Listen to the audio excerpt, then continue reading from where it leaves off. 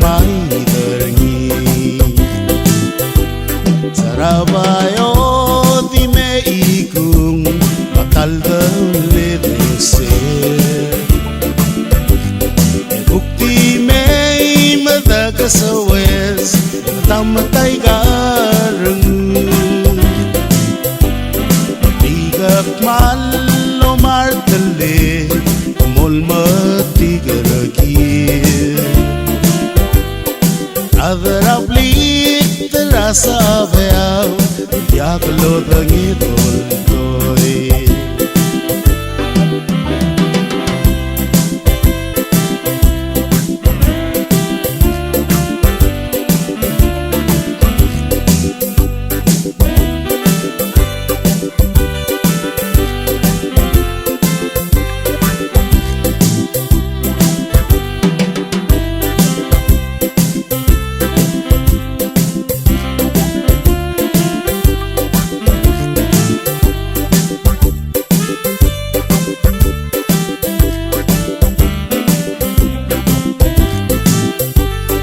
Lela tao beraan mol Muhammadi dalang laru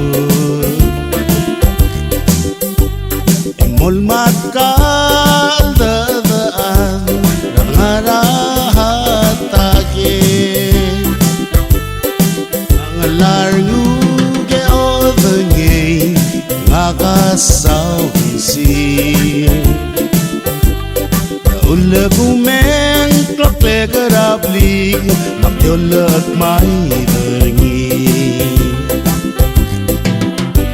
Sarabayo di me ikung Bakal le se Bukti me madaga sa wes Tamatay garang Bigak malo martali amol mati garagi Adarabli terasa veaw yaklo dangi toltoy Adarabli terasa veaw yaklo dangi toltoy